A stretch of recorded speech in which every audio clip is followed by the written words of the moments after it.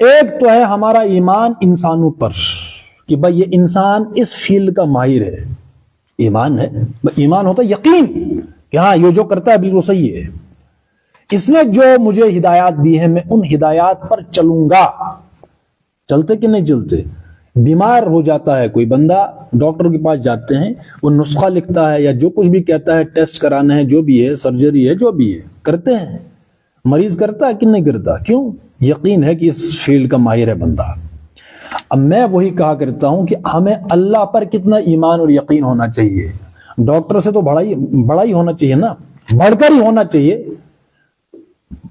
اگر کوئی انسان ہمیں ہدایت دیتا ہے، ہم یوں اس پر عمل کرتے ہیں، اس پر کہ اس فیلڈ کا ماہر ہے، تو اللہ تو ہمارا خالق ہے، وہ تو رحمان ہے، رحیم ہے۔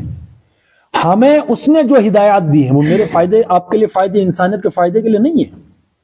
تو اگر کوئی آیت ہمیں اس پر شرعی صدر نہیں ہو رہا، شرعی صدر نہیں، اگر سمجھ نہیں آ رہی یا یقین نہیں آ رہا یا کچھ بھی ہے، ہم عمل کرنے کے لیے تیار نہیں ہیں، سمجھ نہیں آتی کہ بھائی اس میں کیا حکمت ہے وغیرہ، جو بھی حکمت ہے ہم ڈھونڈتے ہیں، خیر ڈھونڈتے ہیں کہ اس آیت کا تو سمجھ نہیں ہے، اس کا تو جو ہے چلن نہیں ہے، رواج میں نہیں ہے، تو ہم اس یقین پر اس پر عمل کریں، اس آیت پر، آیت الاحکام، جو بھی اس شعبے کو یوں چلاؤ، اس کو یوں چلاؤ کہ اللہ تبارک و تعالیٰ نے کہا ہے کہ اس شعبے کو یوں چلانا ہے، مجھے تو سمجھ نہیں ہے، ٹھیک ہے، لیکن ہم عمل کریں گے، انشاءاللہ عمل کے نتیجے میں خیر برآمد ہو کر رہے گا۔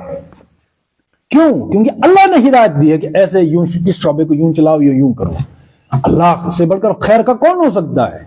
ایک باپ اپنے بچوں کا خیر کا ہے، ہو سکتا ہے، استاد ہو سکتا ہے، کوئی بھی انسان کا ہو سکتا ہے، کہ اللہ سے بڑھ کر ہو سکتا ہے؟